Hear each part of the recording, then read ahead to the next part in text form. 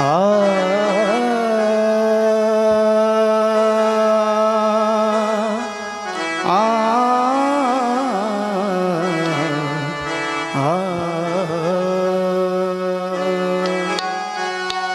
वंदे देवमुमापतिमसुरगुरुं वंदे जगत्कारणं वंदे पनंगभूषणमृगधरं वंदे पशूनां पतिं वंदे सूर्यशशाङ्कवर्हिनयनं वंदे मुकुन्दप्रियं वंदे भक्तजनाश्रयं च वरदं वंदे शिवशंकरं कि वंदे सर्वजगद्विहारमतुलं वंदे अंधकध्वंसिनं वंदे देवशिखामणिं शशिनिभं वंदे हरेर्वल्लभं वंदे नागभुजंगभूषणधरं वंदे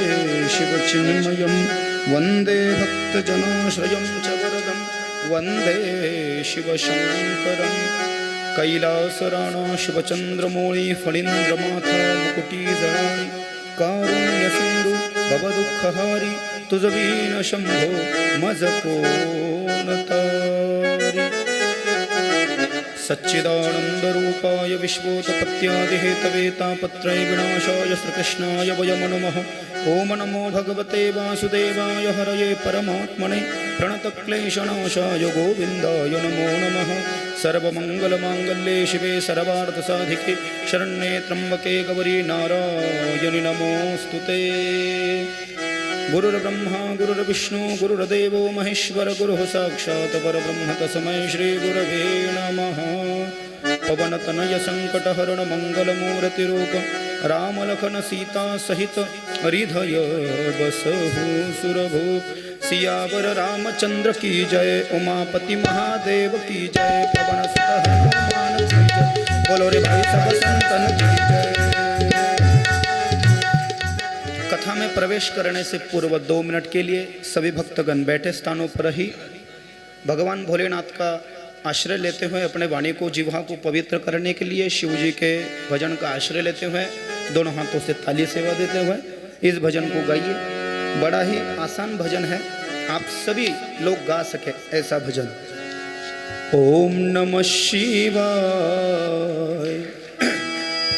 हरि ओम नमः शिवाय ओम नमः शिवाय हरि ओम नमः शिवाय ओम नमः शिवाय श्री राधे ओम नमः शिवाय ओम नमः शिवाय हरि ओम नमः शिवाय ओम नमः शिवाय हरि ओम नमः शिवाय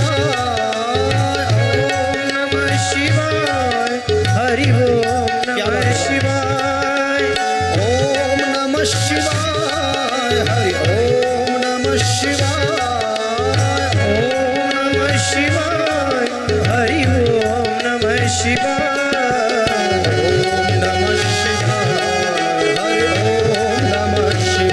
हरि ओम नमः शिवाय हरि ओम नमः शिवाय ओम नमः शिवाय हरि ओम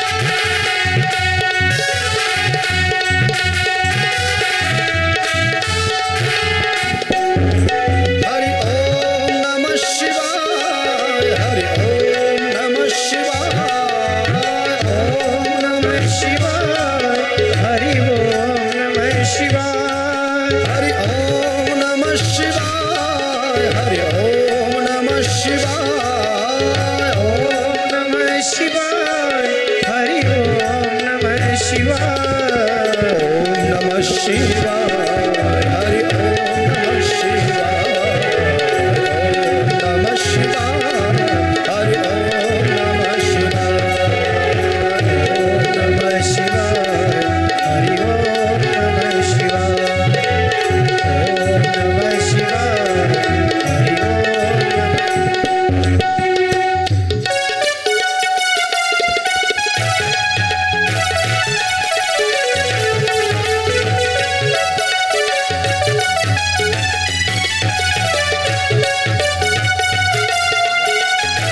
श्री राधे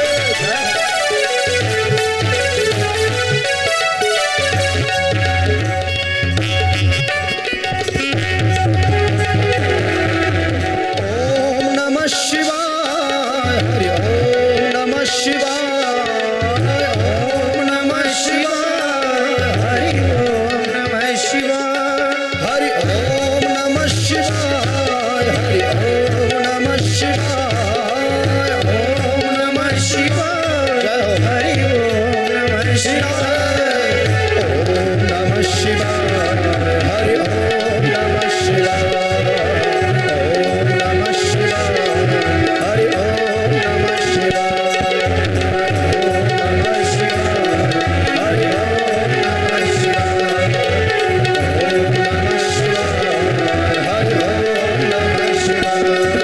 हरि ओम नमः शिवाय हरि ओम नमः शिवाय हरि ओम नमः शिवाय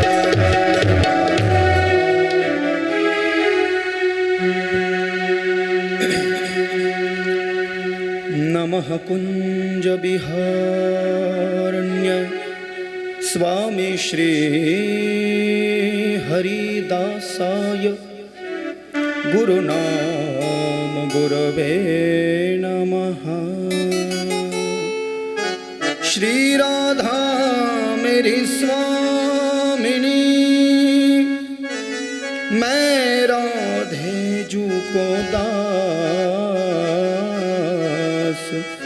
जन्म जन्म मोहे दीजियो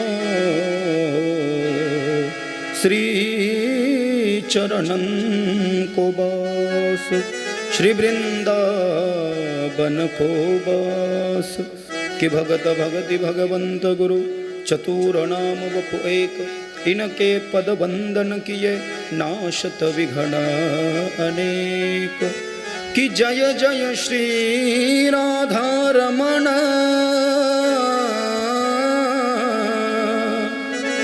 जय जय श्री नवल किशोर जय गोपिका चित चोर प्रभु कि जय जय माखन चोर। दोनों हाथ उठा करके जरा पार्वते पतये हर हर हर महादेव। द्वादश ज्योतिर्लिंग महादेव की जय। कृष्णेश्वर भगवान की जय। त्र्यंबकेश्वर महादेव की जय। शिव महापुराण भगवान की जय।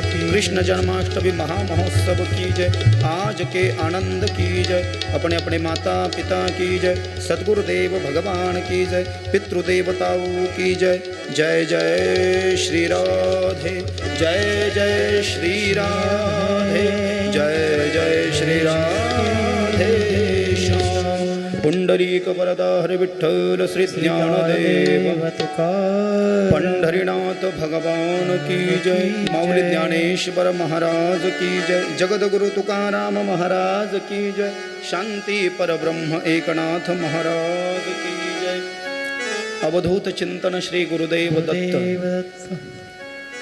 ओम नमः शिवाय। श्री राधे। परम मंगलमयी परात्पर अखिलेश्वर भक्तवांछा कल्पतरु अकारण करुणा वरुणालय तड़िद्विक विडिंदक पीतांबरधारी ललित ललाम लौमली परिप्लावित कर्तुम अकर्तुम अन्यथा कर्तुम यद विलक्षणीय स्वस्वरूपात्मकम आदि सत्ता चित्तसत्ता परमसत्ता परिपूर्ण सत्ता स्वयंपूर्ण सत्ता अनामिक सत्ता अव्याहित सत्ता अबाधित सत्ता अखंडित सत्ता अविरल सत्ता सर्गस्थित्यंत कारक मायात्रित त्रिगुण चक्र चालक पार्वती हृदय विहंगम विश्वीय अंतिम व्यवस्था भवबंध विमोचक रजनी तिम्र छेदक भगवान श्री शिव शंकर भोलेनाथ आशुतोष की कथा, श्री शिव महापुराण कथा इस संसार में समस्त जीवों का कल्याण करने वाली एकमात्र है प्यारे। तपय है जो को शांतता देने वाली है, जीव को शिव की ओर ले जाने वाली है, सगुण को निर्गुण का पद देने वाली है, द्वैत को अद्वैत देने वाली है, अवीट ब्रह्म रस देने वाली है, सभी द्वंद्वों में से पीछा छुड़ाने वाली है। मैंने बताए हुए 25 गुणों से ज़्यादा गुणों की प्राप्ति कराने वाली है तो यह शिव महापुराण कथा। ऐसी यह सुरस अविट पवित्र मीठी अद्भुत अनंत अविनाशी अनुपमेय अपरिहार्य अलौकिक भगवान श्री शिव शंकर की प्रतिवांगमय मूर्ति, उनका बोलता हुआ यह रूप श्री शिव महापुराण कथा पवित्र श्रावण मास के, महाराष्ट्रीय श्रावण मास के उपलक्ष्य में 7 दिवसीय श्री शिव महापुराण कथा स्वामी जनार्दन महाराज, मौनगिरी महाराज, मंदिर मठ आश्रम पहाड़ सिंहपुरा बेगमपुरा छत्रपति संभाजीनगर महाराष्ट्र में निमित्त मात्र यजमान परिवार हमारी मातृस्वरूपा जगताप ताई के द्वारा इस कथा का आयोजन हुआ है और आप सभी भक्त प्रत्यक्ष अप्रत्यक्ष रूप में कहीं न कहीं इसमें मददगार है। आज कथा का प्रथम दिवस है। मेरी आवाज ठीक से आ रही है पीछे आप सभी माता बहनों? आज कथा का प्रथम दिवस है और आज से लेकर के आने वाले 7 दिनों तक इस मंदिर में पहाड़ सिंहपुरा में जो शिव महापुराण कथा रूपी ज्ञान गंगा, ज्ञान वापी, ज्ञान सागर, ज्ञान कुआं, ज्ञान बावड़ी, ज्ञान झरना, ज्ञान समुद्र बहने वाला है, इसमें स्नान करने के लिए आप और हम सभी शिव भक्त चक्रवाक कारंडक पंचों के रूप में उपस्थित हुए हैं। अतएव 6 दिन में होने वाले हैं। इस ज्ञान रूपी सरिता में गोते लगा करके तैर करके वारकरी संतों के चरणों के धूले के मकरंदों का असस्वादन रसस्वादन अमृतपान करने के लिए हम यहाँ पर इकट्ठा हुए हैं। सभी भक्तों को शिव महापुराण की परिभाषा में ओम नमः शिवाय, भागवत वृंदावन की परिभाषा में राधे राधे, वैदिक सनातन हिंदू धर्म की परिभाषा में जय सिया राम, जय श्री राम, वारकरी संप्रदाय के लोगों को रामकृष्ण हरि जय हरि, इस्कॉन वाले श्री संप्रदाय वाले नाम संप्रदाय वालों को जय श्री कृष्णा, नारायण के भक्तों को नमो नारायण, देवी भागवत के माता रानी के भक्तों को जय माता दी, स्वाध्याय वाले कोई दादा के भक्त होंगे उनको जय योगेश्वर, नरेंद्र स्वामी के कोई भक्त होंगे तो श्री गुरुदेव, दिंडोरी प्रणीत वाले कोई होंगे तो श्री स्वामी समर्थ, धन्यरंकार वाले कोई होंगे तो सत्संगत जी धन्यरंकार जी। हरिओम तत्सदिति। इन अवृत वाक्यों को समर्पित करते हुए बहुत सुंदर नियोजन है, हृदय गदगद हो गया। कथा का प्रथम दिवस है। आपने कई बार शिव महापुराण कथा सुनी होगी, लेकिन देखिए शिव महापुराण तो पहले से ही है। ये कोई आज का पुराण नहीं है कि फोकस में आ गया और हम इसको सुनने लगे। ये कथा तो वैसे शिव महापुराण 18 पुराणों में इसका चौथा नंबर है और पुराणों में यदि देखा जाए तो सबसे पहला पुराण है शिव महापुराण, स्कंद पुराण, लिंग पुराण, वराह पुराण, वायु पुराण, ब्रह्म वैवर्त पुराण, गरुड़ पुराण, मार्कंडेय पुराण, वराह पुराण, अग्नि पुराण, ब्रह्म नारदीय पुराण, ब्रह्मांड पुराण, गरुड़ पुराण, श्रीमद् भागवत पुराण, ये 18 पुराण है। तो इन 18 पुराणों में सबसे पहले शिव महापुराण का नंबर है। इस शिव महापुराण को साक्षात भगवान शंकर ने अपने मुख से अपनी पत्नी माँ पार्वती को सुनाया था। इसका मैं आपको इतिहास बता रहा हूँ। शिव ने पार्वती को सुनाया था, पार्वती मैया ने अपने बड़े पुत्र कार्तिक स्वामी को सुनाया। कार्तिक स्वामी ने इस शिव महापुराण को अपनी माता पार्वती से सुनकर भगवान भोलेनाथ जिस नंदी की सवारी करते हैं उस नंदी जी को सुनाया। नंदी जी ने ब्रह्मा जी के पुत्र को सुनाया, मानस पुत्र ब्रह्मा जी के 4, सनक सनंदन सनातन सनत कुमार, जिनकी आयु 5 साल की है। आयु बढ़ती भी नहीं, आयु कम भी नहीं होती है और दुर्घट ब्रह्मचर्य का जो पालन करने में रत है। वेदों को उन्होंने धारण कर रखा है, 4 जनों ने एक एक वेद को अपना रखा है। ऐसे अद्भुत ब्रह्मचारी जो है सनकादि कुमार, तो नंदी जी ने सनत कुमारों को इसका ज्ञान प्रदान किया सनत कुमारों ने महर्षि वेदव्यास को शिव महापुराण कथा सुनाई और जगत कल्याण के लिए महर्षि वेदव्यास ने जैसे भागवत की संरचना की थी उसी प्रकार शिव महापुराण की संरचना की और अपने शिष्य को सूत जी को सुनाई और सूत जी ने 88,000 शमनकादिक ऋषियों को सुनाई और कई सारे संत जो तीर्थराज प्रयाग में शिव का यज्ञ करने के लिए पधारे थे उनको सुनाई थी। ऐसा इसका क्रम है। तो आज कोई नया ये नहीं है, लेकिन देखिए शिव महापुराण है तो शिव महापुराण में कथा सुनना जरूरी है, श्लोकों का गायन होना जरूरी है, गायन भक्ति रस होना भी जरूरी है और थोड़े उपाय भी सुनना जरूरी है।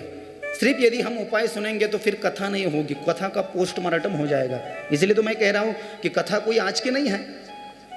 आपको पता है जब शिव महापुराण कथा कोई नहीं करता था संसार में, तब पूज्य गिरी बापू, नाम सुना है गिरी बापू, उनके जैसी तो शिव महापुराण कथा कोई करता ही नहीं है। और डिटेल में शिव महापुराण कथा आस्था भजन पर उनकी आती है। मैं किसी की निंदा, I am don't criticise to any other spiritual orator and the devotional singer, it's and my personal opinion, ये मेरा व्यक्तिगत मत है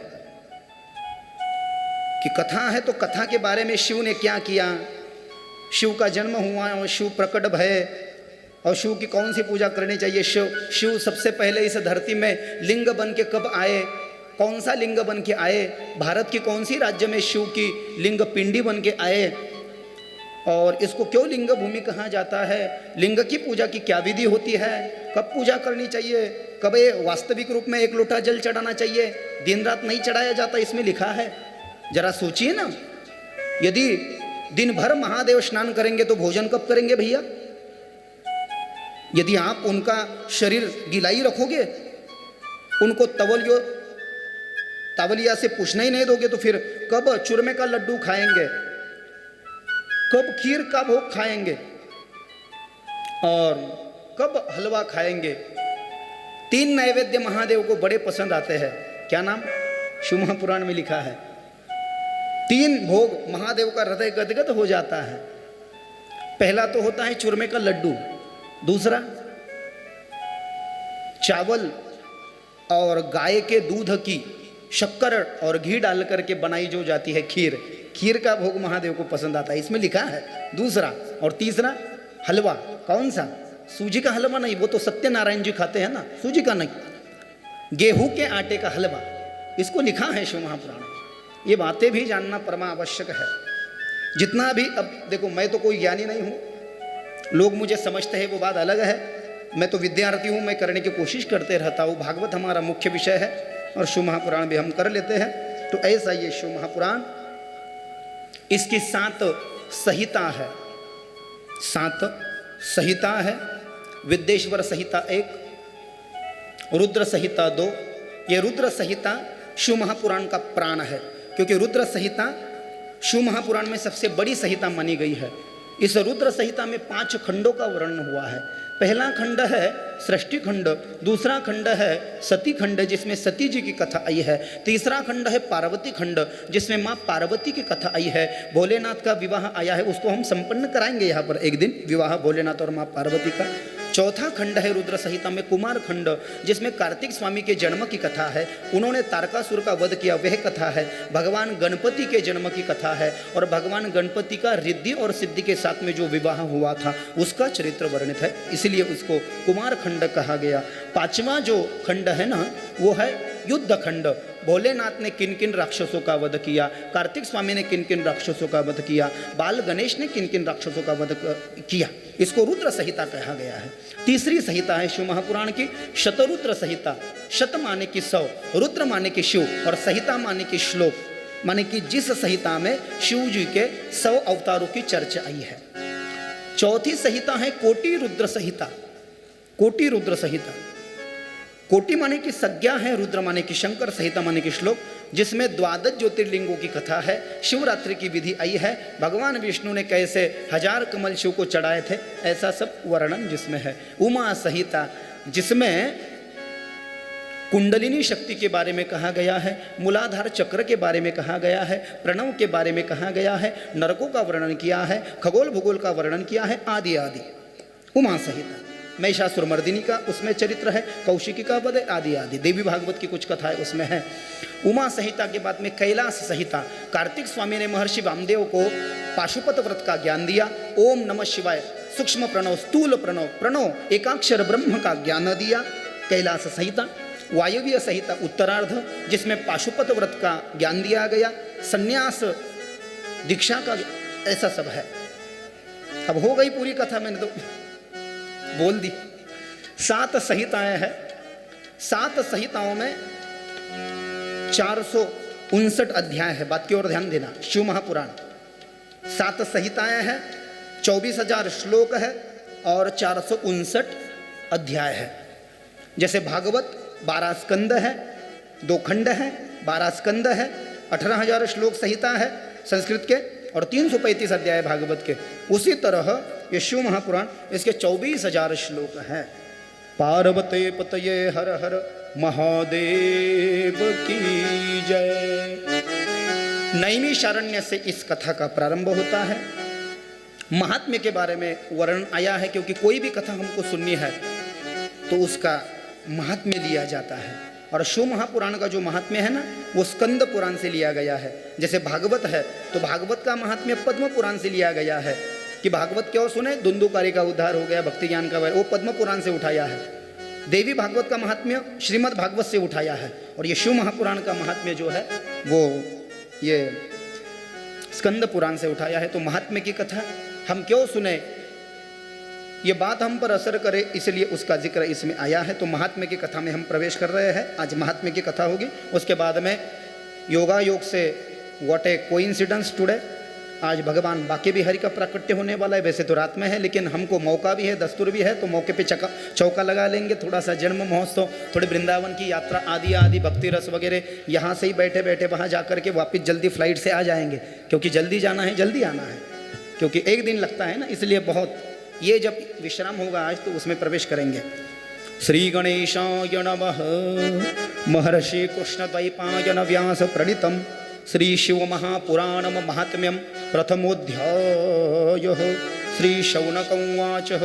88,000 शौनकादिक ऋषि जिज्ञासु वृत्ति से, ज्ञान पाने की वृत्ति से नैमिषारण्य में सूत महाराज की शरणागत हुए। सूत महाराज के चरणों में उन्होंने प्रणति निवेदन किया और कहा, हम भगवान शिव के तत्व के बारे में जानना चाहते हैं, अर्थात शिव महापुराण कथा सुनना चाहते हैं। हे सूत महाप्राज्ञ सर्व सिद्धांत वित्त प्रभो, अख्याहि में कथा सारम पुराणानाम विशेषतः। सुपुत्रायाश्च सद्भक्तिर् विवेको वर्धते, कथम स्विकार निराशस्य सज्जने क्रियते कथम। सभी ऋषियों ने पूछा कि ये कलिकाल से यदि ऊपर उठना है तो क्या करें। तो कहा, भगवान शिव की ही कथा करनी चाहिए, क्योंकि भगवान शिव से बेहतर देवता इस संसार में दूसरा कोई नहीं है। ओ शिव शंकर बम भोले, ओ शिव शंकर बम भोले, ओ शिव शंकर बम भोले, ओ शिव शंकर बम भोले, ओ शिव शंकर बम भोले, ओ शिव शंकर बम भोले, ओ शिव शंकर बम भोले। क्यों मेरा मनवा डोले, क्यों मेरा मनवा डोले, क्यों मेरा मनवा डोले, क्यों मेरा मनवा डोले।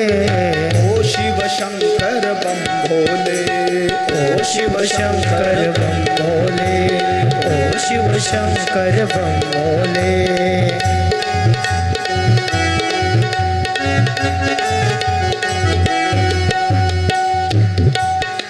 श्री राधे जय हो।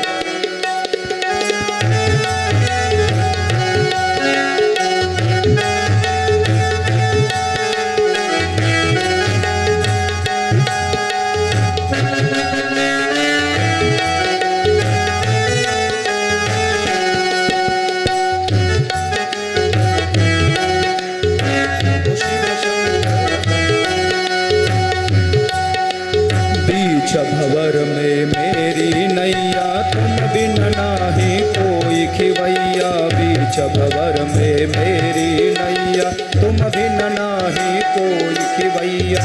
दूर किनारा टूटी नैया, दूर किनारा टूटी नैया, खावत है हिच भोले। ओ शिव शंकर बम भोले, ओ शिव शंकर बम भोले, ओ शिव शंकर बम भोले, ओ शिव शंकर बम भोले। क्यों मेरा मनवा डोले, क्यों मेरा मनवा डोले, क्यों मेरा मनवा डोले, क्यों मेरा मनवा डोले। ओ शिव शंकर बम भोले, ओ शिव शंकर बम भोले, ओ शिव शंकर बम भोले, ओ शिव शंकर बम भोले। श्री राधे हरि बोल।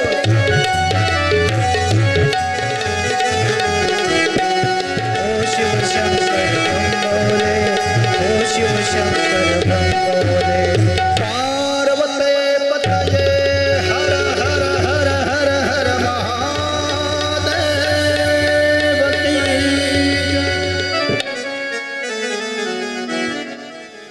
कई सारे भजन हैं शिव के, लेकिन आज नहीं। भजन सुन के भी आपका हृदय गदगद हो जाए ऐसे भजन है, लेकिन आज क्योंकि अभी कल ही हमारी एक कथा विश्राम हुई, आपका कि मन बन जाए, आप हमसे कहे कि महाराज जी हमको ये भजन लिख दो। कई मैंने खुद लिखे हैं, कई हमारे गुरुदेव है, गुरुदेव के है। शिवालय न छोड़, शिव हरि बोल हो भोले, सुनते हैं सबकी प्यारे भोले, सुनते हैं सबकी तू भी तो। शिवालय न छोड़, शिव हरि बोल, मानव देह तुझे फिर ना मिलेगा, शिव को भज ले तेरे काम आएगा। मानव देह तुझे फिर ना मिलेगा, शिव को भज ले तेरे काम आएगा। जंजीर लक्ष्य 84 की तोड़, मन को टटोर, शिव हरि बोल, शिवालय न छोड़, शिव हरि बोल। ऐसे कई सारे भजन, भजनों का खजाना। मैं तो वृंदावन वासी हूँ और कनकन में हमारे रोम रोम में कृष्ण है। 4-5 हजार भजन तो ऐसे ही हमारे पास में संग्रहित है, 4-5 हजार। साईं बाबा के, महादेव के, कृष्ण के 101 भजन। लेकिन देखिए ये कोई भजन का कार्यक्रम नहीं है। नाम है मीरा, नाम है राधा, ओ फिर भी शाम को पाना है, पास मेरे तो कुछ भी नहीं है, चरणों में शीस झुकाना है मेरे ठाकुर गोविंद। नाम है मीरा, नाम है राधा, जन्म जन्म से भूली तुमको, अब जाकर हूँ जानी तुमको, अपना तुझे बनाना है।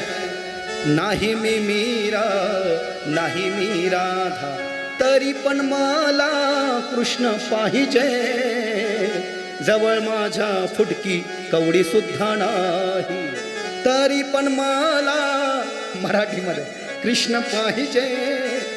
ये सभी भजन आप हमारे YouTube चैनल पर सुन सकते हो। भजन भी अलग से, शिव महापुराण, भागवत, गरुड़ पुराण, सब कथाएं अलग से। कार्ड पर जो नाम वो डाल पर ये भी कथा आपको उस पर मिल जाएगी। ये ऐसे साथ देने वाले अच्छे हो तो फिर गाने का बड़ा मन बन जाता है। इसलिए तो ये रोज एक एक भजन मैं आपको सुनाने की कोशिश करूंगा। ज़्यादा तो नहीं हो पाएगा क्योंकि भजन बहुत सारे हैं और समय का अभाव है। इसलिए आज ये हमने जो लिया, ओ शिव शंकर बम बोले, ये हमारे पूज्य गुरुदेव का गाया हुआ भजन है। विश्व विख्यात भागवत रत्न गोस्वामी मृदुल कृष्ण जी महाराज, टीवी पर जिनकी कथा आती है, उनके जैसी भागवत कथा कोई नहीं करता। वो जो भजन उन्होंने लिखा है और गाए ना, छोटी छोटी गैया, वो उन्होंने ही गाया, वो उन्होंने ही गाया। कन्हैया ले चल परली पार, कन्हैया ले चल। जहाँ विराजे राधा रानी, जहाँ विराजे राधा रानी, अलबेली सरकार, कन्हैया ले चल परली पार, कन्हैया ले चल परली पार, कन्हैया ले चल परली पार। कृष्णा मला घेऊन जा पलीकडे, भजन का ऐसे बहुत सारे। अभी ये बजाओ बजाओ नायगावनकर की कथा है। मैं महाराष्ट्र का बोलूं नहीं, बोलने में दोष है, लेकिन महाराष्ट्र का मैं एकलौता ऐसा वक्ता हूं कि अभी मैं अंतर्राष्ट्रीय स्तर पर पूरी दुनिया में मेरी कथा लोग देख रहे हैं। महाराष्ट्र में तो है ही, कई सारे हैं, हम नहीं उसको दोहराए, उसमें नहीं है, लेकिन ये भागवत कथा नहीं है, ये शिव महापुराण की कथा है, इसलिए मैं ज़्यादा विषयांतर नहीं चाहता। भजन संध्या का हमारा अलग से कार्यक्रम होता है। कभी यदि वैसा योग बन जाए कि सिर्फ 3 घंटे भजन ही गाते रहे तो फिर वो बहुत अच्छा बन जाएगा। राधा साध्यम साधनम यस्य राधा, मंत्रो राधा मंत्रदात्रींच राधा, कि सर्वं राधा जीवनं यस्य राधा, राधा राधा वाचिकीं तस्य शेषम्। बहुत अमर भजन है, मैं गा नहीं रहा हूँ लेकिन आपको बता रहा हूँ। किशोरी कुछ ऐसा इंतजाम हो जाए, किशोरी कुछ ऐसा इंतजाम हो जाए, हो जुबां पे राधा राधा राधा नाम हो जाए। वृंदावन में जाने के बाद में सबसे पहले कृष्ण का दर्शन नहीं होता है, राधा रानी से इजाजत मांगनी पड़ती है। राधिका अशिका ही व्यवस्था भावी, मुखाला राधे राधे राधे नाव ये उन जाव, हो जुबां पे राधा राधा राधा नाम हो जाए, इंतजाम हो जाए, इंतजाम हो जाए, हो राधा नाम हो जाए, राधा नाम हो जाए। श्री राधा। ये भजन से इतनी व्याख्या बढ़ गई आगे,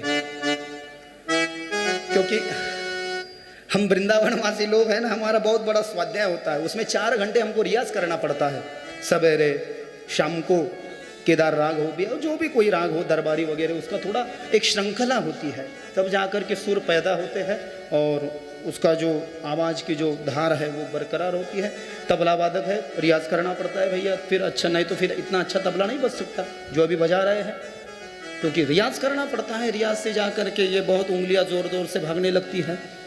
ये हमारे सिंत वाले भैया हैं, गायन वाले, ताल का भी रियाज करना पड़ता है, अभ्यास का भी रियाज करना पड़ता है, और खुद को मेंटेन रखने का भी रियाज करना पड़ता है। सवेरे उठो, योगा करो, अच्छा दिखना है, बिना पाउडर के अच्छा दिखना है, हर चीज़ का रियाज।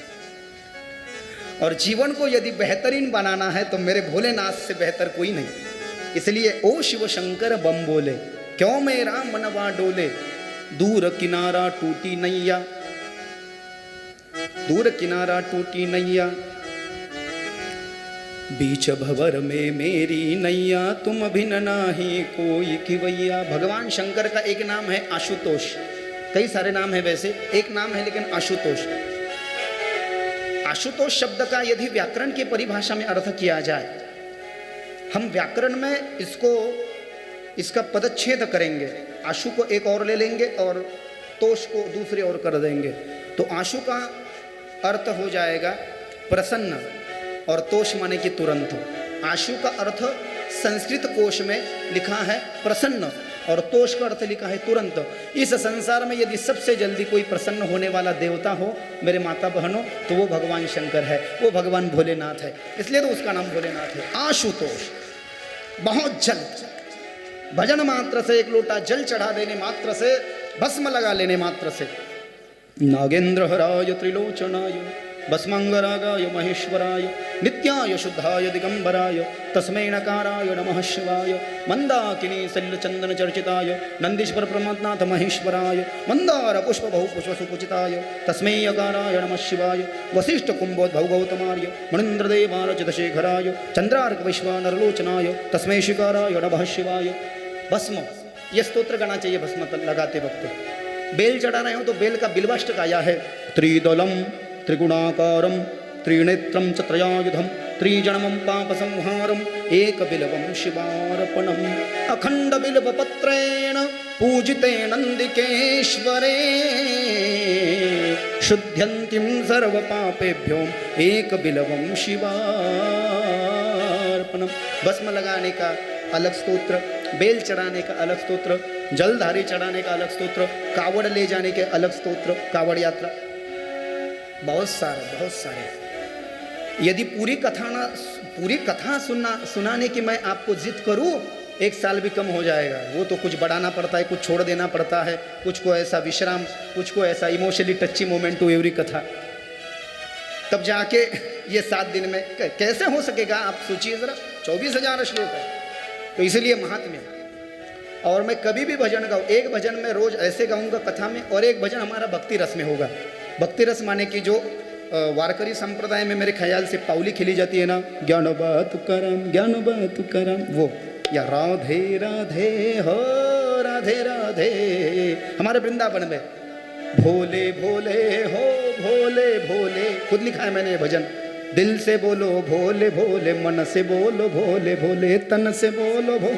कई सारे अब मैं लिख रहा हूँ, कई सारे हमारे मैंने लिखे भी हैं और कुछ लिख भी रहा हूँ, उसको लॉन्च भी करने वाला हूँ।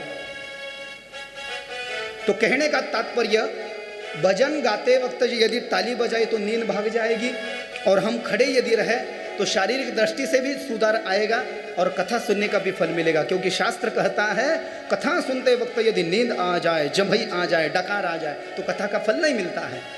6 दिन 7 दिन की कथा में 6 दिन आप बड़ी बेहतरीन तरीके से कथा सुन लो, और एक ही दिन आपको डकार आ जाए, नींद आ जाए, आलस्य बन जाए, आलस्य न बने इसलिए तो कथा।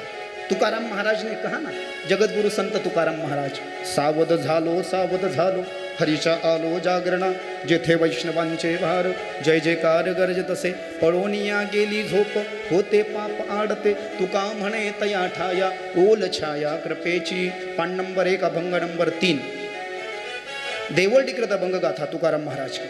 ऐसे कई सारे अभंग, कई सारे नियम है। अब मैं कितना घुसूं, हर श्रोता यदि पंडित जी से ये रक्षा सूत्र बांधे, ये देना होता है, और कुछ दक्षिणा दे करके बांधे ऐसा नहीं है, लेकिन उसको बांधना भी होता है, और जब दक्षिणा दे हम तो उसका फल भी हो जाता है। इसको कहते हैं रक्षा सूत्र।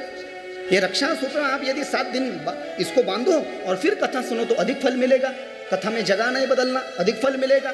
कथा में घर से आते वक्त ये अपना आसन होता है, आसन जो मैंने घर से लाया है, अपना आसन ला करके बैठना होता है। ऐसे कई सारे नियम है, आगे हम इसकी चर्चा करेंगे। अब देखो, यदि भीड़ बढ़ जाए ना, तो फिर जगह बदल भी जाए तो कोई दोष नहीं होगा। लेकिन यदि भीड़ सीमित है, कम जगह है, लेकिन आप तो बोलोगे महाराज ने कह दिया, और झगड़ा गिगड़ा करोगे तो फिर हमारा नाम ले लोगे कि मेरी जगह है और तूने कैसे ले ली। तो ऐसा मत करो भैया। यदि आपको अपनी जगह से इतना ही प्रेम है तो सबसे पहले आ जाओ, फिर 5-10 मिनट। चलो जगह बदल भी जाए तो कोई बात नहीं है, लेकिन रक्षा सूत्र बांध ले हम और अपना आसन ला करके कथा करे। पार्वती पतये हर हर महादेव। नैमिषारण्य तीर्थ में सूत महाराज को 88,000 शौनकादिक ऋषियों ने शिव पुराण का ज्ञान पूछा। कहा शिव महापुराण कलिकाल में एकमात्र भक्ति ज्ञान वैराग्य की वृद्धि करने वाला है, भक्ति प्रदान करने वाला है, ज्ञान देने वाला है और वैराग्य की भावना जगाने वाला है। क्योंकि भगवान शंकर ये वैराग्य के देवता है, दिन रात तपस्या में लीन होते हैं भगवान शंकर। आप जानते हो माता सती जब अपने मायके गई थी और मायके जाकर के माता सती ने अपने पति शिव का अपमान होता देख उस हवन कुंड में छलांग लगा दी थी और अपने प्राणों का त्याग कर दिया था ना। तो सती जाने की शोक की वजह से भगवान शंकर इतने व्यथित हो उठे कि 87,000 साल तक, 87 नहीं 87,000 साल तक उन्होंने तपस्या की, ऐसा लिखा शिव महापुराण में। और 87,000 साल के बाद में फिर पार्वती से विवाह किया ताकि तारकासुर का वध हो पाए और कार्तिक स्वामी उनके पुत्र बन के आ पाए। तो उनसे बड़ा योगी कौन हो सकता है? उनसे बड़ा योगी कोई नहीं है। और ऐसे योगी की, ऐसे जोगी की शंकर को आदि गुरु भी कहा गया है। संसार में सबसे पहले गुरु शंकर है, संसार में सबसे पहले योगी शंकर है। और इतना ही नहीं, हमारे वारकरी संप्रदाय में सबसे पहले वारकरी भी भगवान शंकर है। आदिनाथ गुरु सकळ सिद्धांचा मच्छिंद्र तयाचा मुख्य शिष्य, मच्छिंद्राने बोध गोरक्षासी केला, गोरक्ष ओळला गहिनी प्रती, गहिनी प्रसादे निवृत्ती दातार ज्ञानदेवा सार सुजविले। पहले वारकरी भी शंकर है, योग करने वाले भी शंकर है, आदि गुरु भी शंकर है। आदि गुरु और उनके पहले शिष्य है विष्णु और भगवान ब्रह्मदेव। ऐसी योगिक कथा हम यदि सुने तो क्यों नहीं हमको फल मिलेंगे। दूसरे अध्याय में कहा है कि शिव महापुराण का वर्णन आगे विस्तार से कर रहे। सूत सूत महाभागम धन्यस्त्वं परमार्थवितः अद्भुतेयं कथा दिव्यां श्रावितां कृपया हिनः। संसार में आकर के जरूर एक बार भोलेनाथ की कथा सुनना। यदि हम एक बार श्रद्धा भाव से इस कथा को सुन ले तो जरूर हमारी जन्म जन्मांतर की जो इच्छाएं अधूरी रह गई है वो जरूर भोलेनाथ पूरी करते हैं। इसलिए जन्म को आने का सार्थक ही इसे बनाना चाहिए। यदि हम मानव बन के आए हैं, हम इंसान बन के आए हैं, इस धरती पे आए हैं, और यदि हमें इंसान बनने का फर्ज निभाना है तो इस जीवन में अपने आँखों से भगवान का दीदार करना, अपने शरीर से भगवान के शरणागत होना और उसकी कथा सुन लेना, यही जीवन का परम उद्देश्य होना चाहिए। अच्छा जीव यदि भगवान का शरणागत होकर की कथा सुने तो निस्संदेह उसकी गति होगी, इसमें कोई दोहराई नहीं, संदेह नहीं।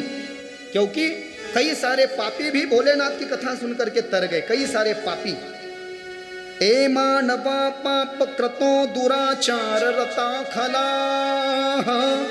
कामादि निरता नित्यम ते शुद्ध्यंतने नवये। तो कहा कौन सा पापी तर गया कथा सुन के? तो महात्म्य में देवराज ब्राह्मण की कथा का संकेत किया। कहा एक किरात नाम का नगर हुआ और किरात नाम के नगर में एक देवराज नाम का ब्राह्मण हुआ। ब्राह्मण बहुत गरीब था लेकिन बर्ताव बड़ा दुष्ट था उसका। ब्राह्मण कुल में आकर के भी उसने ब्राह्मण की किसी नियम का पालन नहीं किया। ब्राह्मणों में संध्या की जाती है ना, संध्या की जाती है, वेद का वाचन किया जाता है। अणो भद्रा कृत वो यंतु विश्वतो दब्धासु अपरीतासु उद्भिद देवानो यथा सदमीद ब्रधे असन्न प्रायुवो रक्षितारो दिवे दिवे देवानां सख्यमुपोसेदिमा स्वस्ति न इंद्रो वृद्धश्रवाः स्वस्ति न पूषा विश्ववेदाः स्वस्ति नस्तार्क्ष्यो अरिष्टनेमि स्वस्ति नो बृहस्पतिर्दधातु। ओम शांतिरंतरिक्षकुं शांति सर्वशांति ओखदय शांति सर्वे गुम शांति। तो ब्राह्मण है तो ऐसा फर्ज है उसका भैया, यदि वो है तो वो करे। वारकरी है तो काकड़ा करे। उठा उठा प्रभात जहली चिंता श्री विठ्ठल माऊली दीन जनांची सऊली ये धावोनी स्मरताची पंढरपुरी जे भीमातली सुंदर मनोहर गोमटी। वारकरी हो तो काकड़ा करे, हरिपाठ करे, हाँ? वैश्य हो तो उनका वो मारवाड़ी लोगों में श्वेतांबर दिगंबर जो होते हैं। आप जो हो एज पर आवर परंपरा you can take this anybody व्रत to do the worship of Lord Shiva. यदि जो भी आप, अब किस संप्रदाय से, मैं तो कोई अंतर्ज्ञानी नहीं हूं, मैं तो नहीं जान सकता ना। बेहतरीन लगभग महाराष्ट्र है तो सब वारकरी हो सकते हैं हमारे जैसे, या फिर कोई स्वाध्याय कि कोई भी हो, लेकिन अपने मार्ग को कभी छोड़ना नहीं। यदि दूसरे के झमेले में पड़ के अपना मार्ग यदि छोड़ दिया जाए, बात की ओर ध्यान देना, दूसरे के झमेले में पड़ के यदि अपना मार्ग छोड़ दिया जाए तो गुरु चरित्र में दत्तात्रेय कहते हैं कुल देवता रुष्ट हो जाते हैं, कुल देवी श्राप दे देती है बंधु।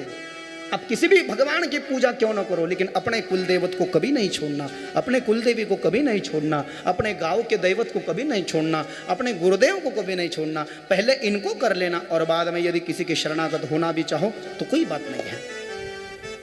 यदि ऐसी व्रत की स्थिति हम हमारे जीवन में बना ले। और अब शिव महापुराण है, देखो शिव महापुराण में कहा है रुद्राक्ष की माला पहन करके कथा सुने। मैं क्या कोई मॉडल हूं या डिजाइनर हूं? I am not a actor, I am not a model. मैं तो बाबा भी नहीं हूं, मैं तो महाराज भी नहीं हूं, मैं तो एक संप्रदाय का सेवक हूं, मैं तो एक भक्त हूं। इसीलिए तो मैंने मेरे कार्ड पे महाराज भी नहीं लगाया है, विनोद कृष्ण शास्त्री नाय गवानकर। क्योंकि भगवान शिव को छोड़ करके कौन पूर्ण हो सकता है? कथा सुनते वक्त कहा, शिव महापुराण कथा सुनते वक्त ये रुद्राक्ष की माला पहन करके कथा सुने, क्योंकि रुद्राक्ष की माला पहनने वाला साक्षात शंकर बन जाता है। भस्म लगा करके कथा सुने, भस्म लगाने वाला उसका टिकट कटने के बाद में वो शिवलोक चला जाता है। सोम मंगलम सारधार मंगलम, कितने भजन है। भगवत की कृपा से भजन मुझे देखना भी नहीं पड़ता नीचे, कभी कभार आगे का पीछे ना हो जाए इसलिए मैं देख लेता हूँ। भोले तेरी जटा से बहती है गंगाधारा, कितने भजन है। भागवत की कथा हो तो तुलसी की माला पहन करके कथा सुने, शिव महापुराण कथा है तो रुद्राक्ष की माला पहन करके कथा सुने, ये त्रिपुंड लगा करके कथा सुने। इसके नियम मैं बाद में आपको चर्चा करूंगा कि सवेरे किस रंग का लगाए, दोपहर में किस रंग का लगाए, शाम में किस रंग का लगाए, शिव को कैसे भस्म लगाए, किन उंगलियों से लगाए, उंगली कैसे करे, ऐसे नहीं होता है, ऐसे भी नहीं होता है, ये भी नहीं चलता है, ऐसे होता है। ये सब मैं आगे आपको इन डिटेल्स चर्चा करूंगा जरूर। जो आपने आस्था चैनल पे भी नहीं सुना, जो भाव आस्था चैनल पे भी नहीं मिलते, वो आपको मैं यहाँ पर जरूर, मैं बोले कि ग्रंथ के द्वारा, मेरे मन से कुछ नहीं, जो ग्रंथ में वर्णित है क्या है सही तरीका, ये सब।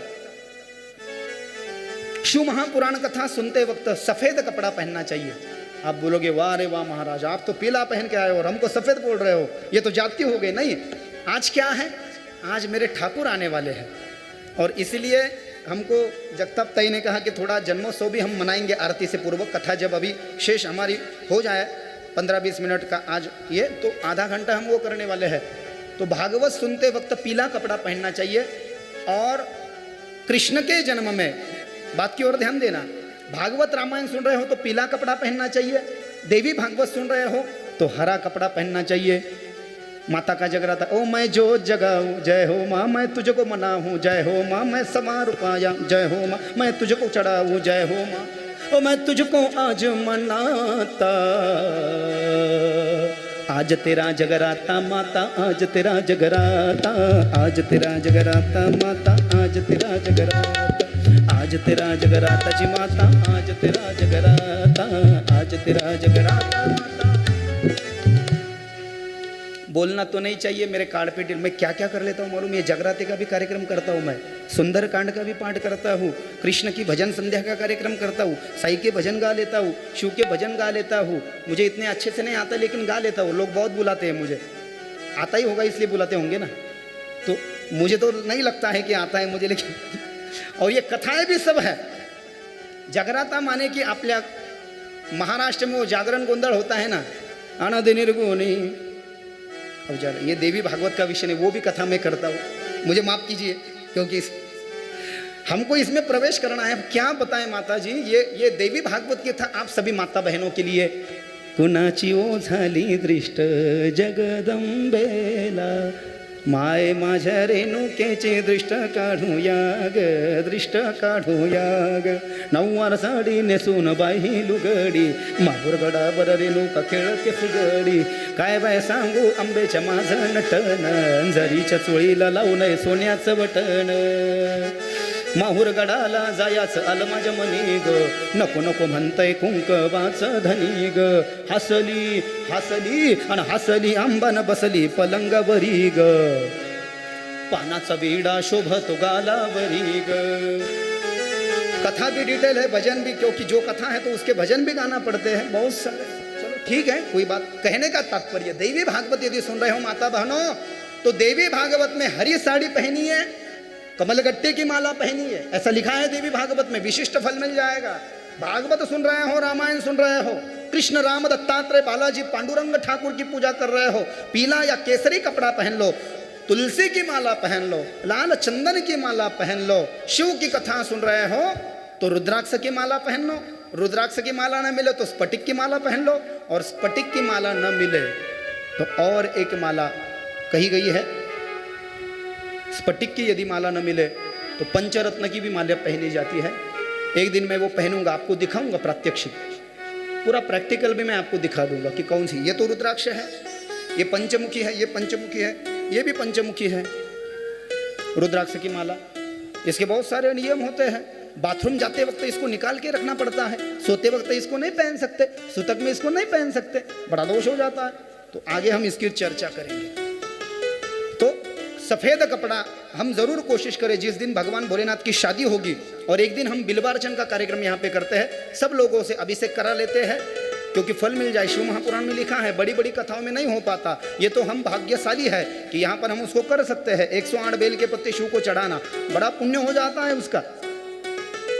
तो याद रखना, यदि जितना भी आपके पास में यदि अलग अलग सफेद वस्त्र है, डिजाइन का है, अलग है, जितनी भी सफेद साड़ियाँ है सब शिव महापुराण में पहन के आ जाओ अलग अलग दिन। और नहीं भी हो तो फिर दूसरा एक कोई पीला केसरी भी चल जाएगा। लेकिन जिस दिन भोलेनाथ की शादी लगने वाली है और जिस दिन बिल्वार्चन का कार्यक्रम होगा, इन 2 दिनों में जरूर हम स्नान करें, भस्म का तिलक धारण करें, रुद्राक्ष की माला पहने और ये सभी नियमों के साथ हम कथा का श्रवण करें तो हमको फल मिल जाता है। क्योंकि पापियों को भी फल मिल गया सिर्फ शिव की कथा सुन के, तो हमको क्यों नहीं मिलेगा। तो देवराज रमन की कथा का हम श्रवण कर रहे थे। उसने स्नान संध्या नहीं की, शिव के मंदिर नहीं गया कभी, शिव को एक लोटा जल नहीं चढ़ाया, गंगा जल नहीं चढ़ाया, बेल का पत्ता नहीं चढ़ाया, चूरमे का भोग नहीं बताया, मुख से किसी को राम राम नहीं कहा, न कभी उसने भगवान की कथा सुनी, न कभी दान धर्म किया। और ऐसा पापी लोगों के पैसे लेता था और वापिस नहीं करता था। कई सारे लोगों के पैसे मदद के रूप में लिए और उनको वापिस नहीं दिया इसने। अब लोगों ने इसका स्वभाव जाना तो गांव में इसको पैसा देना बंद कर दिया। तो पैसा मांगने के लिए पैसे की इतनी लत लग चुकी थी इसे आदत कि पैसा मांगते मांगते मांगते मांगते ये बूढ़ा हो गया। बुढ़ापे में भी उसकी वो गंदी आदत छूटी नहीं। तो अपने गांव में जब इसको पैसा नहीं मिला तो बाहर के गांव में गया, एक प्रतिष्ठानपुर नाम का गांव था और उस प्रतिष्ठानपुर नाम के गांव में एक भगवान शिव का मंदिर था। उस मंदिर में जाकर के ये विश्राम करने लगा। वहां पर उसकी तबीयत बिगड़ गई। रात के समय में उस मंदिर में भगवान शिव की शिव महापुराण कथा चल रही थी। 1 महीने के लिए वो कथा थी रोज रात। अब ये मंदिर में सोया हुआ था। कथा कहने वाले महाराज जी आ गए, सभी भक्तगण पधार गए।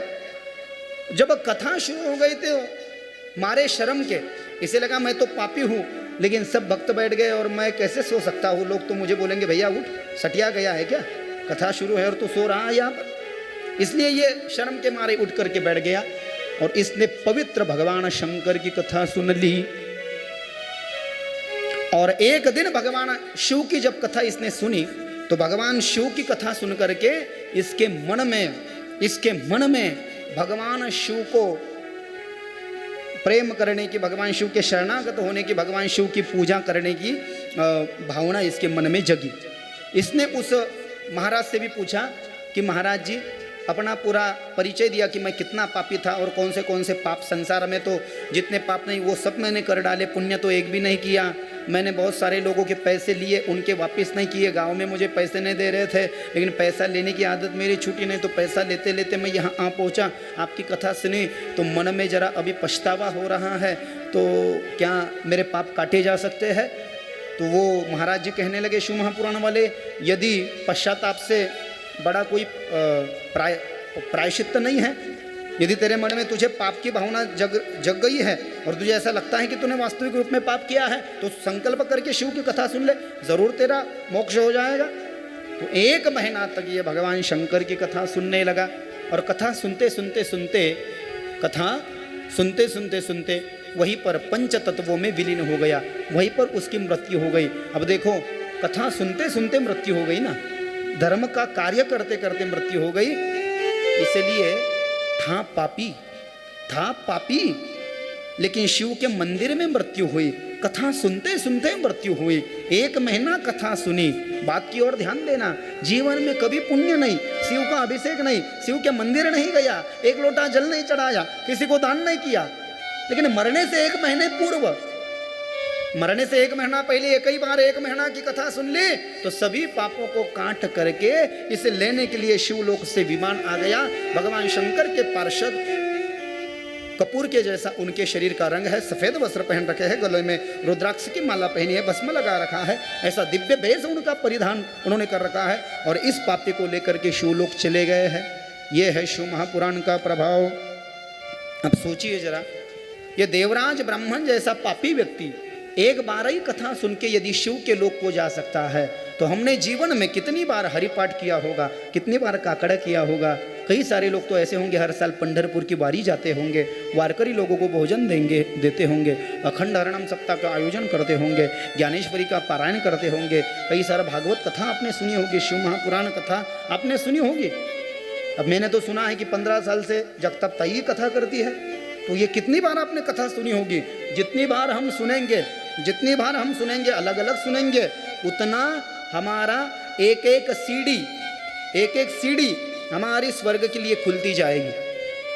ये देवराज ब्राह्मण का उद्धार हो गया। पार्वते पतये हर हर महादेव की जय। बस ये आखिरी कथा हम श्रवण करेंगे और उसके बाद में जन्माष्टमी महोत्सव में हम प्रवेश करेंगे। देवराज ब्राह्मण के बाद में और किसका उद्धार हो गया तो आगे बिंदुल और चंचुला की कथा कही। सूत सूत महाभागम सर्वज्ञोऽसि महामते त्वत् प्रसादात् कृतार्थोऽहं पुनः पुनः इतिहासमिमं श्रुत्वा मनो मे तीव मोदते अन्यामपि कथा शम्भोर्वद प्रेम विवर्धिनीम्। ये देवराज ब्राह्मण के जैसा ही एक दूसरा नगर हुआ, बाष्कल नाम का नगर हुआ और उस बाष्कल नाम के नगर में पूरा गांव ही पापी था, ऐसा लिखा इसमें शिव महापुराण में। चारों वर्णों के लोग पाप ही में रत थे। माता बहनें भी पाप करती थी, भाई लोग भी पाप करते थे। और ऐसे पाप भरे गांव में एक बिंदुर और चंचुला नाम के ब्राह्मण और उनकी पत्नी रहा करती थी। ये बिंदुल ब्राह्मण होते हुए भी बड़ा पापात्मा था, वैश्यागमन करता था, मदिरा पान करता था, मांसाहार करता था, जुआ खेलता था। ब्राह्मण वाला कोई कर्म वो नहीं करता था। उस गांव में सभी पापी थे, ये बिंदुल भी पापी था। लेकिन ये बिंदुल ब्राह्मण की पत्नी चंचुला वो बड़ी पतिव्रता थी। तुका म्हणे पतिव्रता तिची देवावरी सत्ता। जगतगुरु संत तुकाराम महाराज ने कहा ना, ऐसी ये पतिव्रता थी। इसने अपने पति को कई बार समझाने की कोशिश की कि प्राणनाथ स्वामी, पाप नहीं करना चाहिए। यदि आप वैश्यागमन करोगे तो अनेक वर्षों तक नरकों में जाओगे और नरक की यातनाओं को आपको भोगना पड़ेगा, पाप का दंड आपको भुगतना पड़ेगा। लेकिन ये सुनने का नाम नहीं ले रहा था। बहुत बार समझाया बिंदुल, चंचुला ने अपने पति बिंदुल को, लेकिन बिंदुल नहीं, उसने सुना नहीं। तो फिर चंचुला को लगा पूरा गाँव ही पाप कर रहा है, मेरा पति भी पाप कर रहा है, मैं अकेले ही पुण्यवान होके क्या करूं? यदि मेरा पति मेरी बात ही नहीं मानता तो फिर अच्छा बर्ताव करके मेरा क्या फायदा है? तो ऐसा सोच करके वो चंचुला भी एकाएक पाप में लग गई, वो भी पाप करने लगी। अब चंचुला भी जब पाप करने लगी तो इधर बिंदुल पाप करते करते करते बुढ़ापा उसे प्राप्त हो गया और उसी बुढ़ापे में उसकी मृत्यु हो गई। यमदूतों ने उसे उठाया, असह्य नरक उसे भुगताए, उसकी गति, पाप की गति उसको मिल गई। पति के निधन के बाद में चंचुला भी, अब एक बार यदि कोई बुरी आदत लग जाए या कोई बुरी लत लग जाए तो उसे छोड़ नहीं सकता आदमी, क्योंकि अच्छी आदत अपनाने में बड़ा समय लगता है और बुरी आदत अपनाने में कोई समय नहीं लगता। चंचुला भी बूढ़ी हो गई और जब बूढ़ी हो गई तो शरीर में ताप आ गया, ज्वर उत्पन्न हो गया, बहुत सारी बीमारियां लग गई शरीर में। चंचुला घूमते घूमते गोकर्ण महाबलेश्वर भगवान शंकर का रावण के हाथ से जिस लिंग की स्थापना है उस गोकर्ण महाबलेश्वर में आई और गोकर्ण महाबलेश्वर में मंदिर में जाकर के बैठ गई। वहाँ पर शिव जी की प्यारी शिव कथा चल रही थी। चंचुला ने भी जीवन में कभी भी कथा नहीं सुनी थी। पुण्यात्मा थी वो, लेकिन पति का बर्ताव देख करके पापा चरण में लग गई थी, लेकिन उसने कभी कथा नहीं सुनी थी। पहली बार वो कथा सुनने लगी। कथा सुन के उसके मन के भाव जग उठे, हृदय गदगद हो गया, प्रेमाश्रु आंखों से बहने लग गए। अपने पाप पर उसे पछतावा होने लगा कि अरे रे खामखा मैंने पाप कर दिया। पूरा गांव तो पाप करता था, मेरा पति भी पाप करता था, लेकिन मेरा मन यदि नहीं ढलता और मैं पाप में नहीं लगती तो बहुत अच्छा होता। होने को कौन डाल सकता है, पाप तो हो गया मुझसे, अब क्या किया जाए, कैसे इसका प्रायश्चित्त लिया जाए। तो फिर ये कथा होने के बाद में चंचुला भी वो पंडित जी से बात करने लगी कि महाराज जी आपने ये जो कथा सुनाई इसका क्या फल होता है बेटा।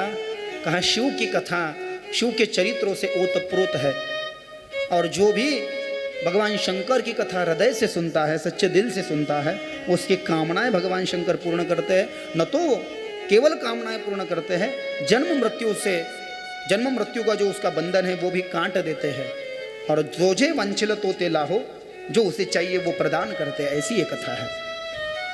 तो एक दिन की मैंने कथा सुनी महाराज जी, तो मेरे मन में पुण्य की भावना जग गई। तो कहा बेटा तूने जो पाप किया है उसका दंड तुझे भुगतना पड़ेगा, लेकिन यदि तू संकल्प से पूरी कथा सुन ले तो तुझे गति मिल जाएगी। संकल्प करके वो कथा सुनने लगी। 7 दिन की कथा उसने सुनी, और ऐसा योग बना कि कथा सुनते सुनते पूर्व पीछे जब उसके पति जो थे और जवानी में उसने जो पुण्य किया था वो उसे काम आ गया। उसे लेने के लिए भगवान शंकर ने विमान भेजा।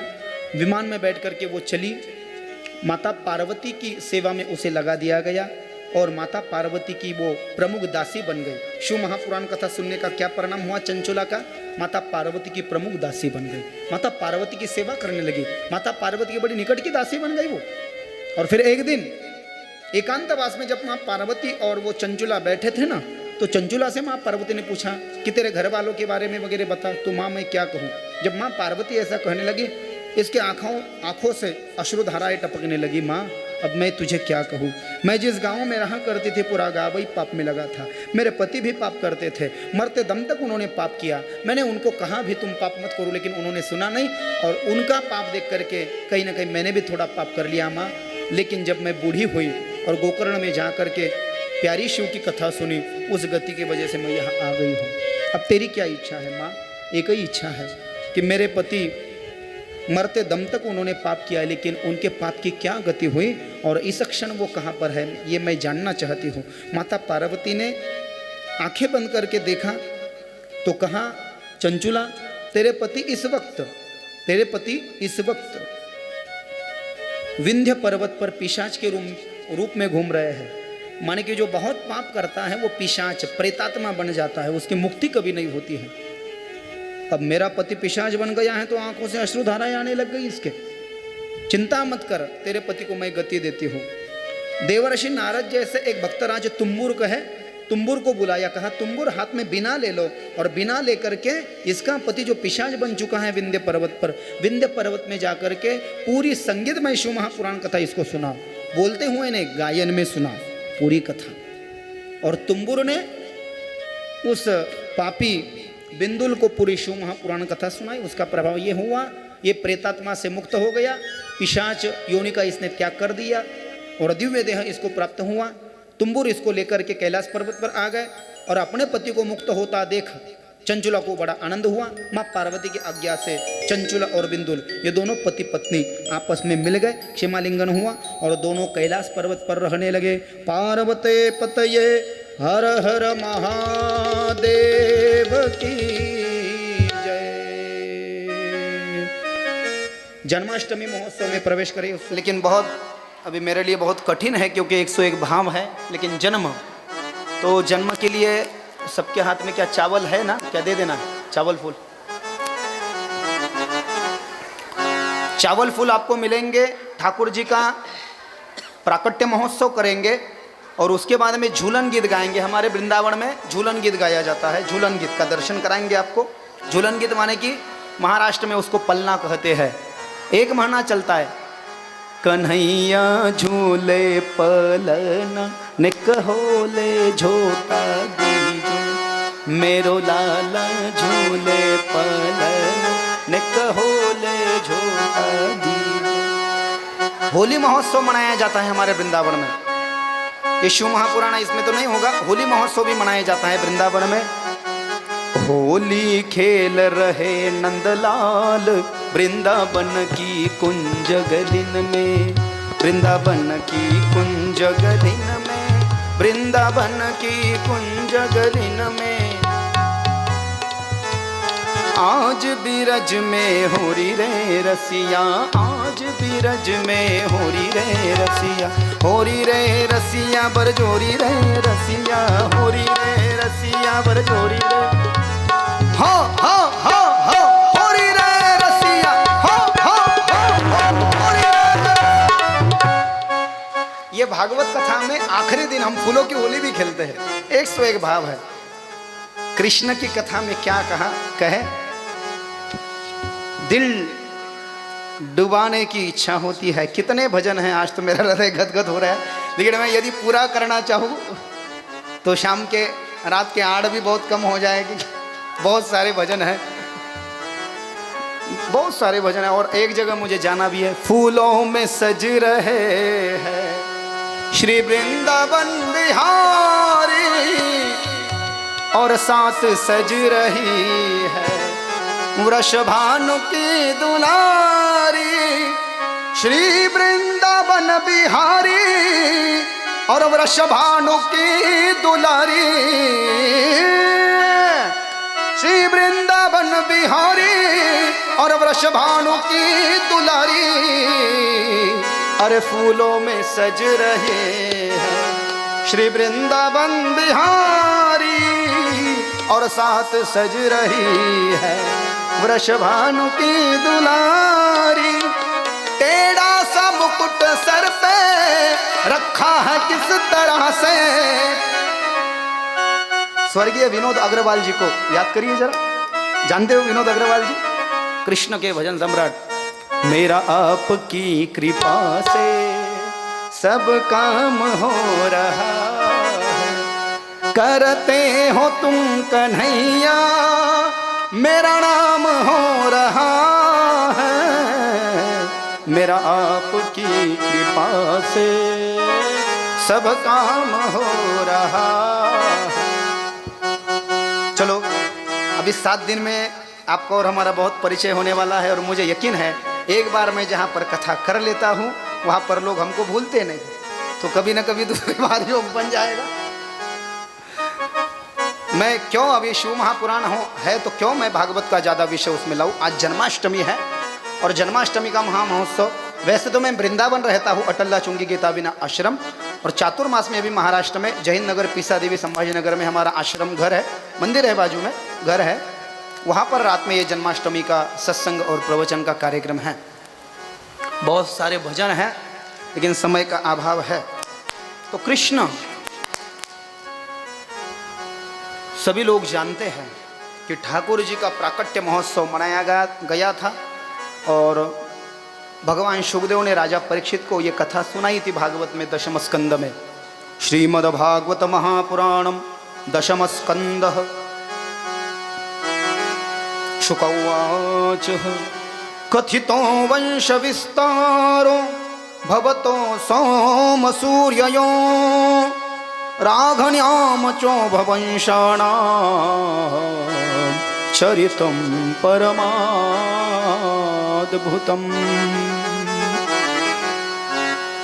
सबके हाथ में है ना कि यह देना है फूल? ठीक है, दे दो तब तक, ये मैं वहाँ तक। सभी लोग जानते हैं कि दुष्ट कंस ने माता देवकी और वसुदेव को कारागृह में बंदी बना दिया था, कारागृह में बंदी बना दिया था।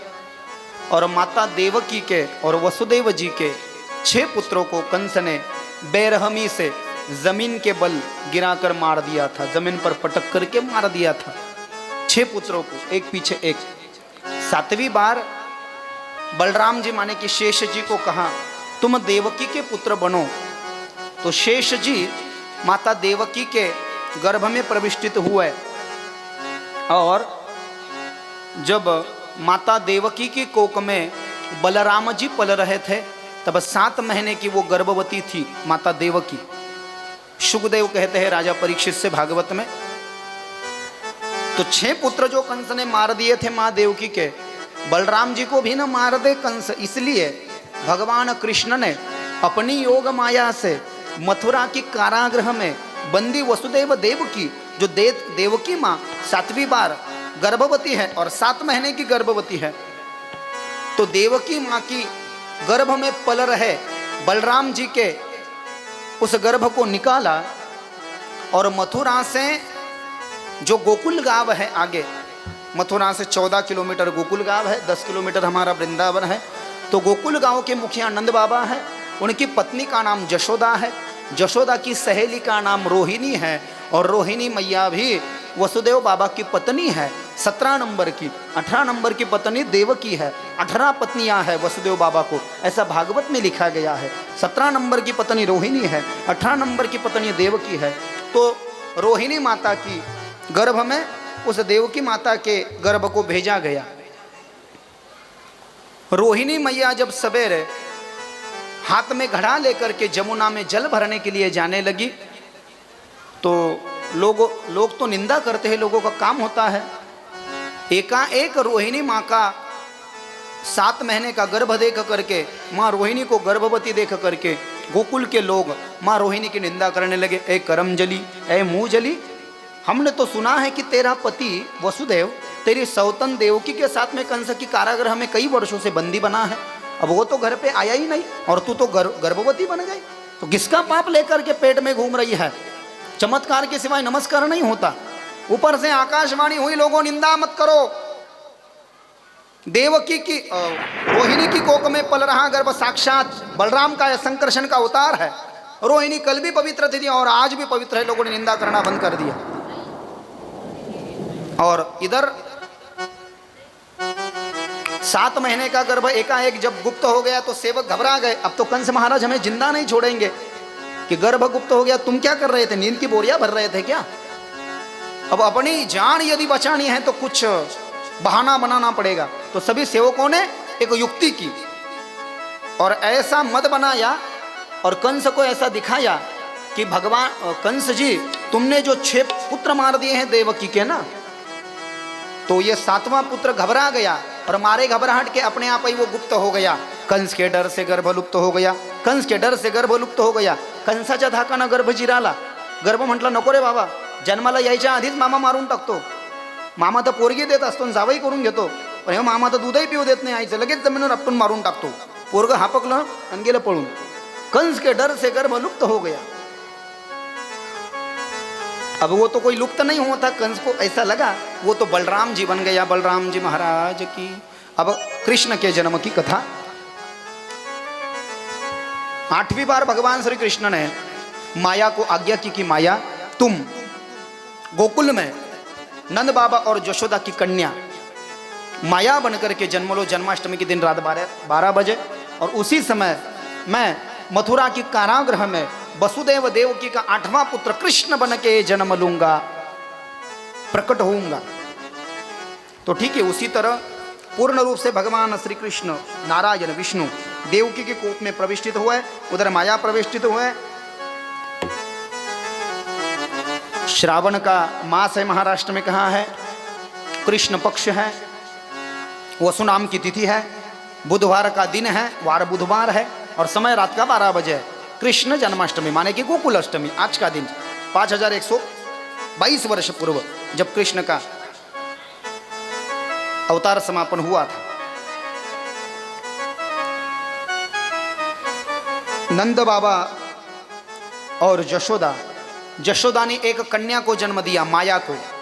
कृष्ण की आज्ञा से माया को झूले में झुलाया गया। वो लड़का है या लड़की, इसे देखने से पहले उनको नींद आ गई, ताकि जब तक कृष्ण वसुदेव कृष्ण को मथुरा से गोकुल न छोड़े और गोकुल से माया को उठा करके इधर मथुरा न ले आए, तब तक किसी को कानो कान खबर नहीं होनी चाहिए, ऐसा कृष्ण ने कहा था। उधर माया ने जन्म लिया और उसी समय रात में 12 बजे जन्माष्टमी के दिन, बुधवार के दिन, रोहिणी नक्षत्र पे मथुरा के कारागृह में वसुदेव देवकी के 8वें पुत्र बनकर के ठाकुर जी का प्राकट्य हुआ। भगवान श्री कृष्ण बाके बिहारी बन के आ गए, बालकृष्ण बन के आ गए, गोपाल कृष्ण बन के आ गए, लड्डू गोपाल बन के आ गए, या महाराष्ट्र में रंगनाथ कहिए रंगनाथ बन के आ गए। कृष्ण का प्राकट्य हो गया। भगवान जन्म नहीं लेता, यदि वो जन्म ले तो उसे मरना भी पड़ेगा, इसलिए वो अजन्मा है, अविनाशी है, इसलिए भगवान प्रकट हो गए। 8 साल का उनका आयु है, 8 साल की उनकी उम्र है, और 8 साल की उम्र में भगवान श्री कृष्ण का प्राकट्य हो गया।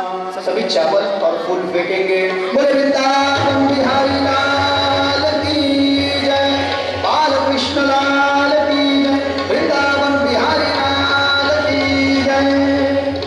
भगवान का प्राकट्य हो गया।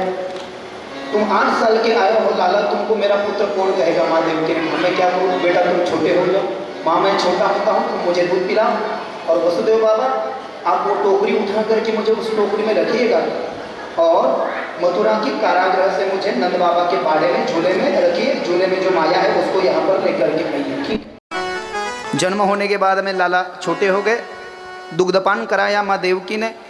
भगवान कृष्ण की योग माया के द्वारा ही वसुदेव और देवकी माँ के बंधन गल गए, द्वार कारागृह के अपने आप खुल गए, और वो टोकरी सर पर उठा करके कृष्ण को ले जाने लगे। नंदाच्या घराला मज नाही गोकुळाला, माया उपजले तेथे ठेवी मज आणि येथे, मनसे असे रक्ष पाळते म्या मोहिले सकळ, आच्छादित रूप नामा म्हणे माझा बाप। और निकले हैं कृष्ण को लेकर के। आगतम कृष्णा सुस्वागतम कृष्णा,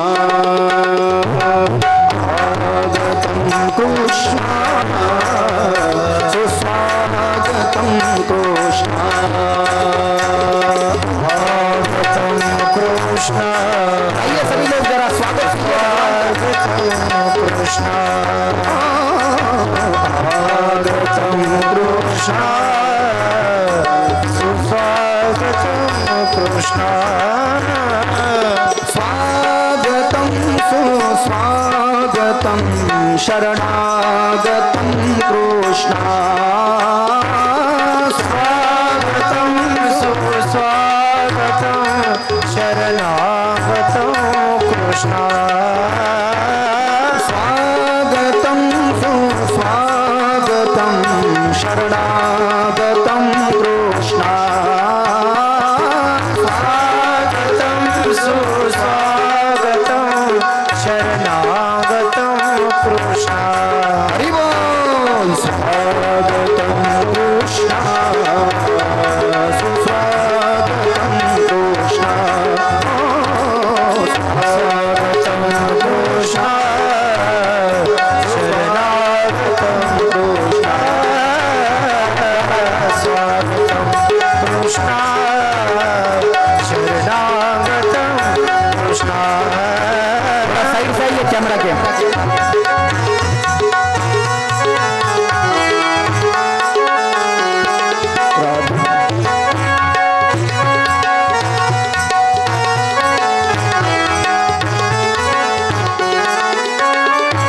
बोलिए बाल कृष्ण लाल की जय। कन्हैया को आप सभी भागवत आपने सुना है, वो कोई बोलने की आवश्यकता नहीं। लेकर के गए पानी में, नदी आने लगी, कन्हैया ने चरण टिका दिया, नदी को रास्ता दे दिया, बारिश बरसने लगी, शेष ने फन धारण कर लिया। वसुदेव बाबा ने कन्हैया को गोकुल में नंद बाबा के बाड़े में, यशोदा के महल में माया का रोने का आवाज़ आया, उसके महल में प्रवेश किया, माया को उठा करके टोकरी में रखा और कृष्ण को वहाँ पर रख दिया। कहाँ पर? गोकुल में। गोकुल से माया को इधर लेकर के आ गए। कंस को पता चल गया 8वां बालक तेरे वध का कारण बनेगा, ऐसी आकाशवाणी हुई थी। 6 पुत्र को तो मार दिया, 7वां मेरे डर से लुप्त हो गया, ऐसा कंस को लगता था, लेकिन लुप्त नहीं हुआ। तो वो तो बलराम जी बन गए थे, रोहिणी के पुत्र गोकुल में, और 8वां कृष्ण बन गया। वो तो उसे छोड़ दिया गोकुल में, और वहाँ से माया को उठा करके लाए। कंस को इसकी कोई कानो कान खबर नहीं है। इस कन्या को भी उठाया। देवकी ने कहा भैया तुझे मारने वाला पुत्र होने वाला था, ये तो कन्या होगा, इसे तो बख्श दे, मैं कुछ नहीं जानता। दुष्ट कंस ने देवकी की गोदी में सोई माया जो दूध पी रही थी उसे छीन लिया, उसे फिराया, उसे आकाश की ओर फेंका। वो नीचे आकर के नहीं गिरी, उसने देवी का रूप धारण कर लिया, विंध्यवासिनी देवी बन गई। और उसने कहा कंस तुझे मारने वाला शत्रु गोकुल में पड़ रहा है। कंस मूर्छित होकर के जमीन पर गिर पड़ा। इधर सवेरे 4 बजे देखा लाला भयो है लाला, पाहिला पाहिला नंदाचा नंदन तेने वेधियले मन। 5 दिन की आयु हुई भगवान श्री कृष्ण की, उनकी नाली गिर गई।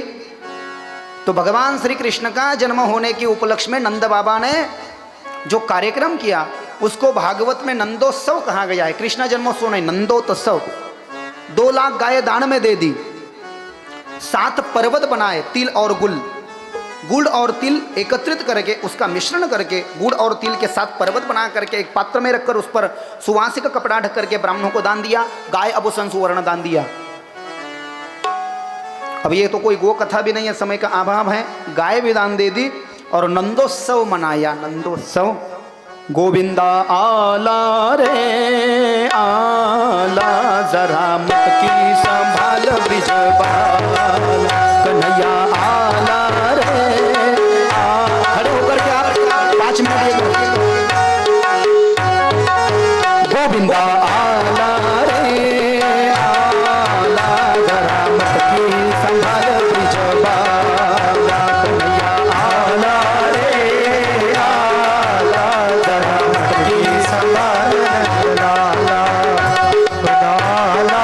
पीछे वाले भक्त भी कृष्ण आला, मटकी संभाल लाला, बोला आला रे आला, जरा मटकी संभाल लाला, बोला आला रे आला, जरा मटकी संभाल लाला।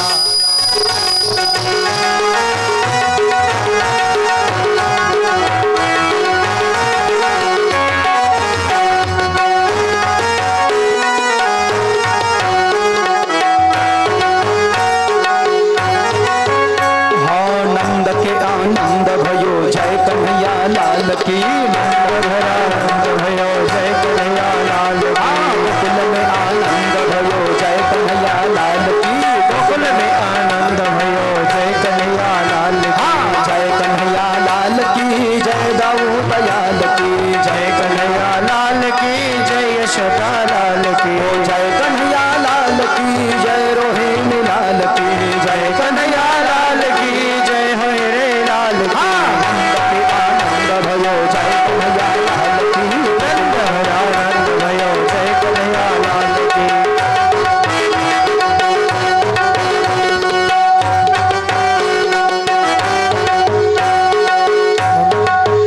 कितनी सांगू में सांगू बोला आला हो, कितनी सांगू में सांगू बोला आला, आज आनंदी आनंद झाला, आज आनंदी आनंद झाला, आज आनंदी आनंद। कितनी सांगू में सांगू बोला आला, कितनी सांगू में, कितनी सांगू में, कितनी सांगू में सांगू बोला आला, आज आनंदी आनंद, आज आनंदी आनंद झाला, आनंदी आनंद झाला। रास खेळू चला, रंग उधळू चला, रास खेळू चला, रंग उधळू चला, आला आला गताना आला, आज आनंदी आनंद झाला, आज आनंदी आनंद झाला। किती सांगू मी सांगू कोणाला, किती सांगू मी सांगू कोणाला, आज आनंदी आनंद झाला, आनंदी आनंद झाला, आनंदी आनंद झाला, आनंदी आनंद झाला। राधे राधे राधे राधे राधे राधे राधे राधे राधे राधे राधे राधे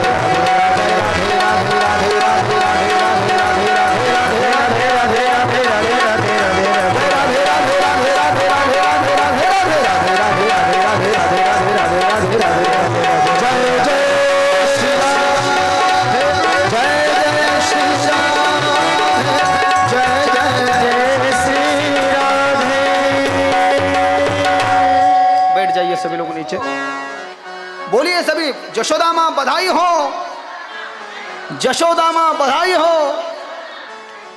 छठे दिन कंस ने पुतना मौसी को मारने के लिए भेज दिया कि कंसेन प्रहिता घोरा पूतना बाल घातिनी शिशु संचार निगरंती पुरा ग्राम व्रजादिषु।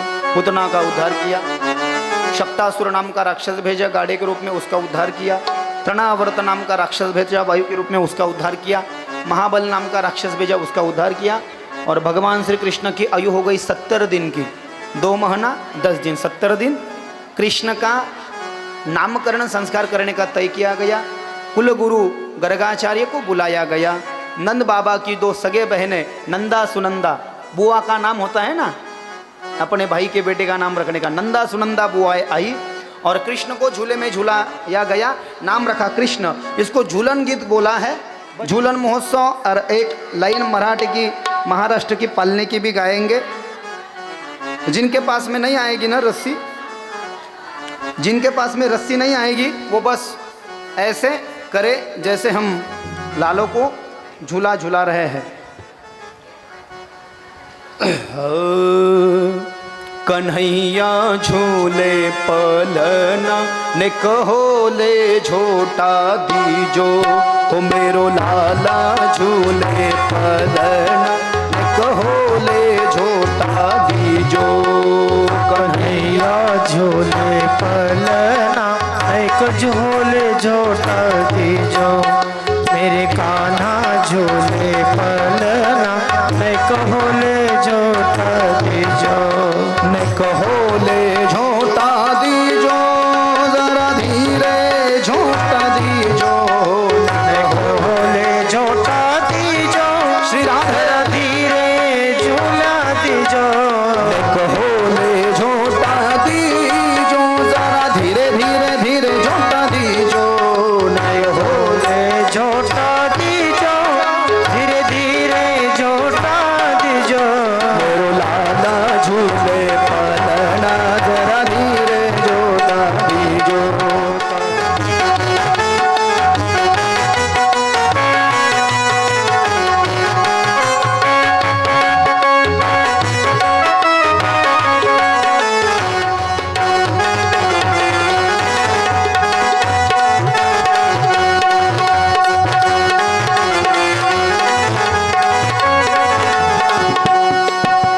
मथुरा में यन जन्म लियो है, मथुरा में यन जन्म लियो है, मथुरा में यन जन्म लियो है। मथुरा में यन जन्म लियो है। गोकुल में झूले पलना ने कहो ले झोटा दीजो। कन्हैया झूले पलना, जरा धीरे झोटा दीजो। मेरे लाला झूले पलना ने कहो ले झोटा दीजो। कन्हैया झूले पलना ने कहो ले झोटा दीजो, मेरे कान्हा झूले पलना है तू झोटा दीजो। मेरे कान्हा झोटा दीजो, मैं कहो ले झोटा दीजो।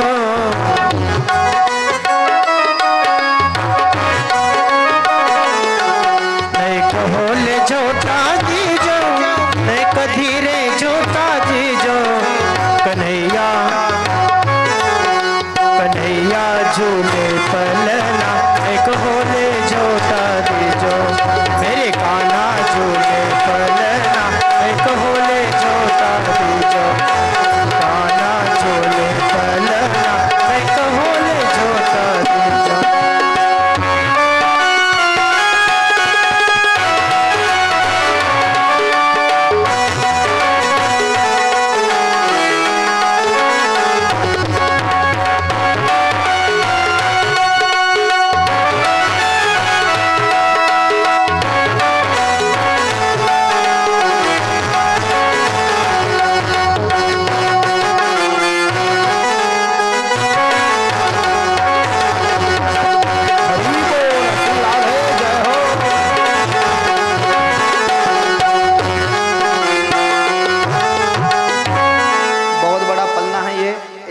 रात में तो आप मनाएंगे ही इसको। 1 महीना इसको वृंदावन में मनाया जाता है, इस झूलन महोत्सव। मराठी में पालना गीत एक लाइन उसकी गाएंगे, कथा को पूर्णता की ओर ले जाएंगे, आरती में प्रवेश करेंगे। बाळा जो जो रे कुलभूषण श्रीनंद नंदना निदरा बाळा मनमोहना परमानंद कृष्ण बाळा जो जो रे जन्मने मथुरे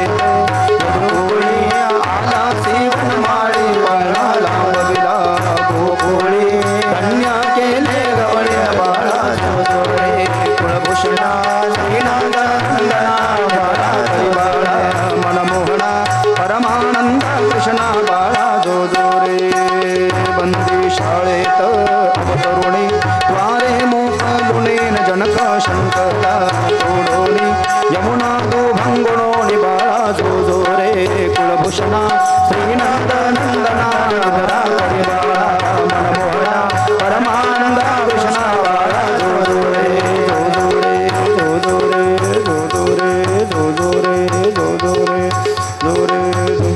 बोलिए झूलन महामहोत्सव की जय, नंदोत्सव की जय, जय। जन्माष्टमी महामहोत्सव की जय, झूलेलाल की जय। आज की कथा विश्राम लेती है।